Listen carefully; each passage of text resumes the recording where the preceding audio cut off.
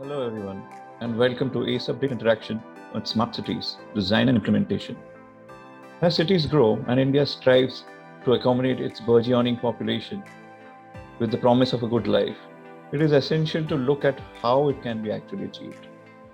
In order to address this problem, while keeping the idea of sustainability intact, the idea of smart cities came into existence. Relatively smaller cities were selected as a part of this project, and likewise, a plan was also charted to ensure that the existing cities can be upgraded. Depending on the location specifics, the role of technology in this exercise was clearly understood, especially in the urban areas, where the thrust of technology was higher. This, in turn, also gave immense traction to a concept called smart homes, homes where automation plays an important role. On this note, today we have come together to witness an engaging interactive session on smart cities, design, and implementation. Our panelists will enlighten our audience on how the implementation of this concept has taken shape and what are some of the finer aspects and points that remain or will be addressed as we move forward.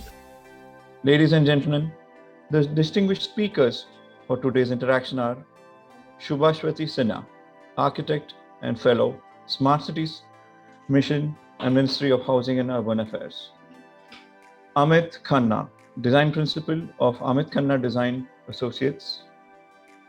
Mr. Prasanna Desai, the founder of Prasanna Desai Architects, Pune. And Mr. Vivek Yadav, the senior vice president of Havells India.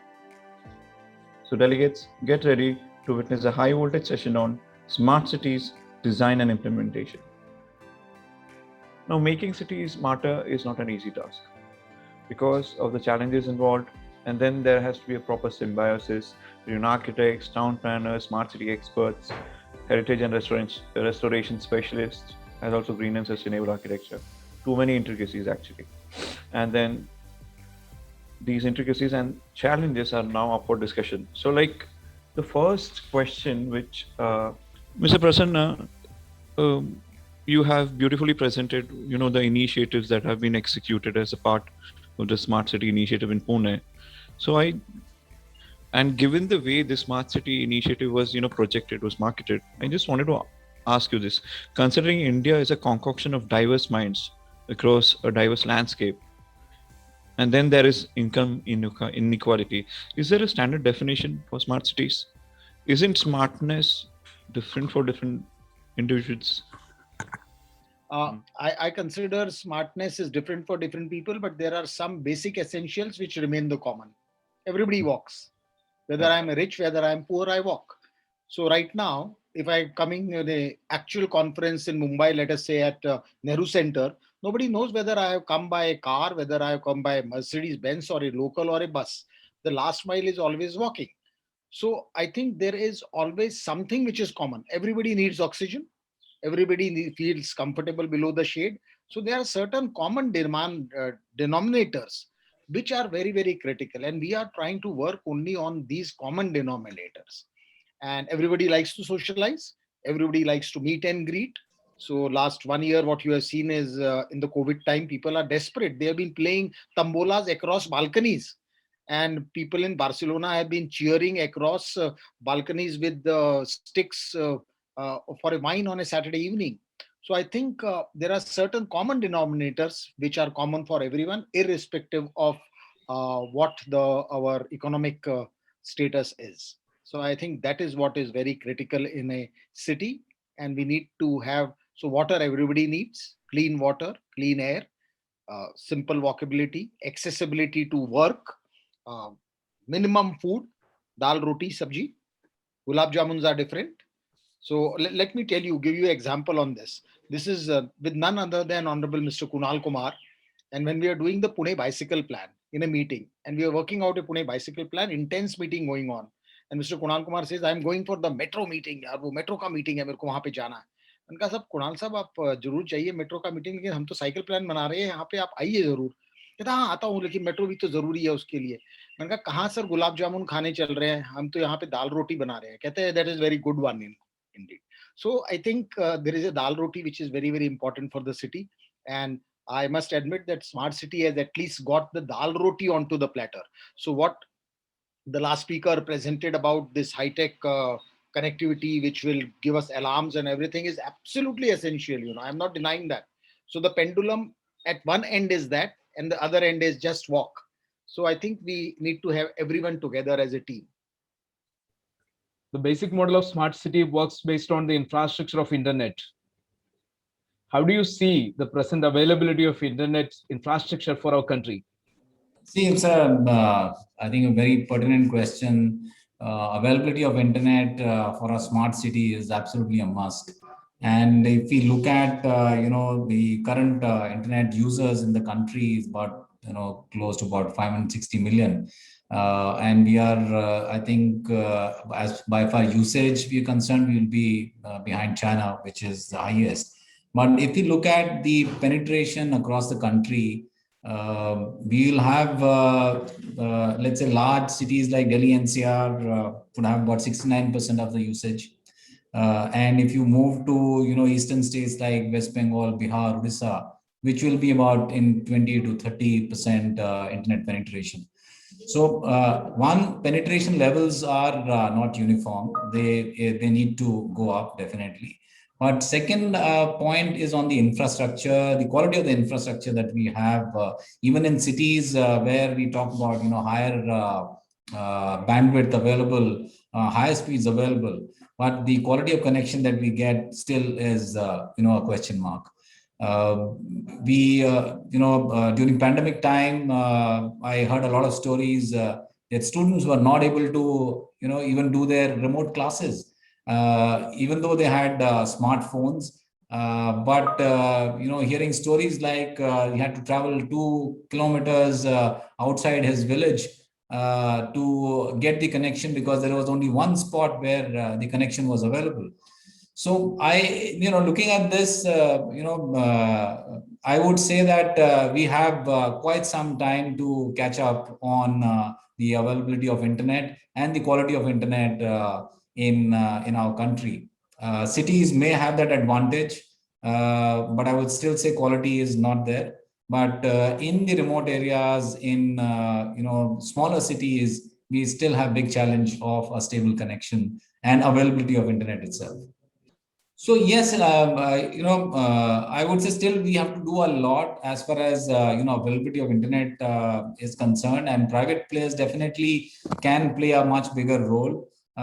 We've still dependent on the government agencies to work. City like Delhi doesn't have a free Wi-Fi. What to talk about smaller cities? So government has to open up and increase private participation in providing this kind of infrastructure. We are still dependent on our own agencies, government agencies and authorities in working with this. Whereas we know the capital, the talent, the technology availability would be far faster if it is privatized. Like, do you see any changes, any major changes which will take place in the design and implementation of smart cities owing to the pandemic which has cropped up? So I think we are moving in the right direction, as Mr. Prasanna, through his expansive experience, has mentioned that at least we are like going on the right track. In regards to the pandemic, if you are aware, like there is also the streets for people challenge that is happening currently. Then there is cycles for change. So these are like very responsive programs that have been taken up in response to COVID. In terms of infrastructure, I think like the smart cities has like really jumped, the ball, like as to the quality of projects that have come up has really like been like lighthouse projects for cities. So with my observation with Bhubaneswar, like the Janpath is being like all the utilities are undertaken underground. So this kind of change is necessary. I think the scale is where we are sort of lacking right now, but I think the direction is right, and the leadership is as well. When you design a smart city, for especially in Indian scenario, how we can adopt the localized culture as well as attitude of people in consideration for designing smart city. So I think that is where participation would come in, and that is where context would come in. So it is necessary to undertake, the participation of citizens and take their like needs into consideration while designing all the plans, whether it is street plans or whether any other project that is being undertaken.